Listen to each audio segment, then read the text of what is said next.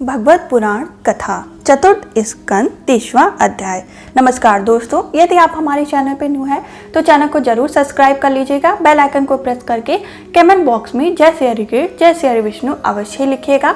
यदि आप गर्भवती माता हैं तो इसको प्रतिदिन प्रातः काल के समय या शाम काल के समय अवश्य ही सुने, जिससे आपको शेष कम करने वाली संतान की प्राप्ति हो।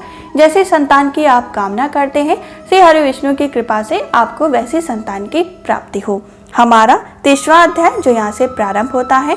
यदि आप हमारे चैनल पर न्यू हैं तो इसको प्रथम स्कंद से अवश्य ही सुने, जिससे आपको इसका पूरा सार समझ में आए और इसका पूरा फल प्राप्त हो। 30वां अध्याय प्रारंभ। प्रचेताओं का श्री नारद जी का उपदेश और उनका परम पद लाभ। जय श्री हरि कृष्ण। श्री मैत्री जी कहते हैं, विदुर जी 10 लाख वर्ष बीत जाने पर जब प्रचेताओं विवेक हुआ तब उन्हें भगवान के वाक्यों की याद आई और वे अपनी भार्या महिषा को पुत्र के पास छोड़कर तुरंत घर से निकल पड़े।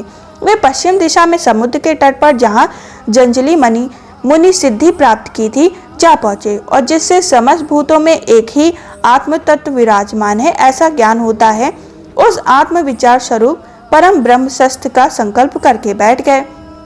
उन्होंने प्राण, मन, वाणी और सृष्टि को वश में किया तथा शरीर को निश्चित, स्थिर और सीधा रखते हुए आसन को जीत कर चित्त को विशुद्ध परम ब्रह्म में लीन कर लिया। ऐसी स्थिति में उन्हें देवता और असुर दोनों के ही वंदनीय श्री नारद जी दिखे। नारद जी को देखा कि वो प्रेता की ओर आ रहे हैं। प्रचेता गड़ खड़े हो गए और उनकी स्तुति करने लगे। उन्हें प्रणाम किया। प्रणाम करके आदर सत्कार पूर्वक देश काल अनुसार उनकी विधिवत पूजा की। जब नारद जी सुख पूर्वक बैठ गए तब वे कहने लगे। प्रचेताओं ने कहा, देव ऋषि आपका स्वागत है। आज बड़े भाग्य से हमें आपका दर्शन हुआ। ब्राह्मण सूर्य के समान आपका घूमना फिरना, फिर ज्ञान लोक से समस्त जीवों को अभय दान देने के लिए आना। प्रभु भगवान शंकर और श्री विष्णु भगवान हमें जो उपदेश दिया था उसे गृहस्थ में आसक्त रहने के कारण हम लोग प्रायः भूल गए थे। अतः आप हमारे हृदय में उस परमार्थ तत्व का साक्षात्कार कराने वाले अध्यात्म को फिर प्रकाशित कर दीजिए, जिससे हम सुगमता से इस दुस्तर संसार सागर से पार हो जाएं। श्री मैत्री जी कहते हैं, भगवत में श्री नारद जी का चित्त सर्वथा भगवान श्री कृष्ण में ही लगा रहता है। वे प्रचेताओं के इस प्रकार पूछने पर उनसे कहने लगे। श्री नारद जी ने कहा, राजाओं, इस लोक में मनुष्य वही जन्म, वही कर्म, वही आयु, वही मन, वही वाणी सफल है, जिसके द्वारा सर्वात्मा सर्वोत्तर श्री हरि का सेवन किया जाता है। जिनके द्वारा अपने स्वरूप का साक्षात्कार कराने वाले श्री हरि को प्राप्त नहीं किया जाए, उन माता पिता की पवित्रता से, यज्ञोपति संस्कार से एवं यज्ञ दीक्षा से प्राप्त होने वाले उन 3 प्रकार के श्रेष्ठ जन्मों से व्यक्तों कर्मों, देवताओं के समान दीर्घ आयु से सस्तात तप, वाणी, चतुराई, अनेक प्रकार की बातें याद रखने की शक्ति, त्रिबुद्धि बल, इंद्रियों की पटुता, योग, सांख्य, संन्यास और वेद अभ्यास तथा व्रत, वैराग्य, अन्य कल्याण साधनों से भी पुरुष का क्या लाभ। वास्तव में समस्त कल्याण की अवधि आत्मा ही है।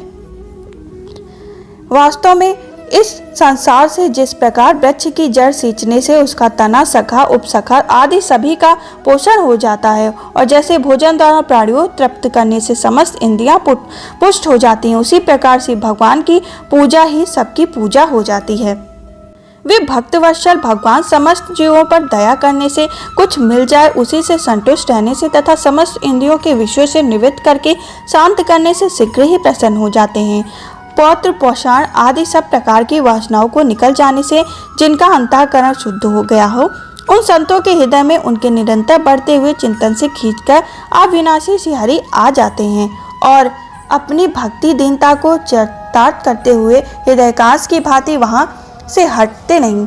भगवान तो अपने को ही सर्वथा सर्वस्व मानने वाले निर्धन पुरुष पर भी प्रेम करते हैं, क्योंकि वे परम रसज्ञ हैं।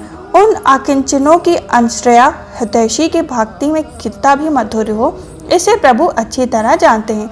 जो लोग अपने शास्त्र ज्ञान, धन, कुल और कर्मों के मत से उन्मत्त होकर ऐसे निष्काम साधुओं का तिरस्कार करते हैं, उन दुर्बुद्धियों की पूजा तो प्रभु स्वीकार ही नहीं करते। भगवान स्वरूपानंद ही परिपूर्ण है। उन्हें निरंतर अपनी सेवा में रहने वाली लक्ष्मी जी तथा उनकी इच्छा करने वाले नरपति और देवताओं का भी कोई परवाह नहीं करते। इतने पर भी वे अपने भक्तों के तो अधीन ही रहते। अहो, ऐसे करुणा सागर श्री हरि को कोई भी कृतज्ञ पुरुष थोड़ी देर के लिए ही कैसे छोड़ सकता है। श्री मैत्री जी कहते हैं, विदुर जी, भगवान नारद ने प्रचेताओं के इस उपदेश के साथ साथ और भी बहुत सी भगवत संबंधी बातें सुनाई। इसके पश्चात वे परम ब्रह्मलोक चले गए। प्रचुताएं भी उनके मुख से संपूर्ण जगत के पाप रूपी मल को दूर करने वाले भगवत चरित्र सुनकर भगवान के चरण कमलों का ही चिंतन करने लगे और अंत में भगवान के धाम को प्राप्त हुए।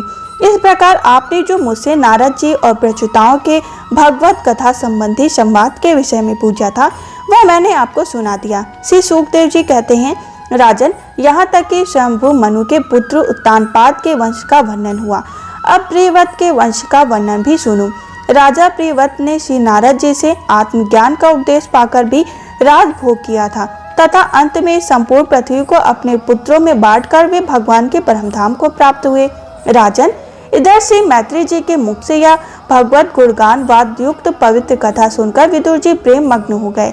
भक्ति भाव का रौद्र होने से उनके नेत्रों में पवित्र आंसुओं की धारा बहने लगी तथा उन्होंने हृदय में भगवत चरणों का स्मरण करते हुए अपना मस्तक मुनिवर के मैत्री के चरणों में रख दिया। विदुर जी कहने लगे, महायोगिनी, आप बड़े ही करुणामय हैं। आज आपने मुझे अज्ञान अंधकार उस पार पहुंचा दिया जहां अकिंचनों के सर्वस्व श्री हरि विराजते हैं। श्री सुखदेव जी कहते हैं, मैत्री जी को उपयुक्त कृत कटाक्ष सूचक वचन कहकर तथा प्रणाम कर विदुर जी ने उनसे आज्ञा ली और फिर शांतिचित होकर अपने बंधुजन से मिलने के लिए वे हस्तिनापुर चले गए। राजन, जो पुरुष भगवान के शरणागत परम भागवत राजाओं का यह पवित्र चरित्र सुनेगा, उसे दीर्घ आयु, धन, सुयश, क्षेम, सद्गति और ऐश्वर्य की प्राप्ति होगी। इस प्रकार हमारा चतुर्थ स्कंद 30वें अध्याय के संग संपन्न हुआ। हरि ओम तत्सत। यदि आप हमारे चैनल पर न्यू हैं तो चैनल को जरूर सब्सक्राइब करिएगा। बेल आइकन को प्रेस करके कमेंट बॉक्स में जय श्री हरि कृष्ण, जय श्री हरि विष्णु अवश्य लिखिएगा। हम फिर मिलेंगे 5वें स्कंद के संग। तब तक के लिए जय श्री हरि कृष्ण, जय श्री हरि विष्णु।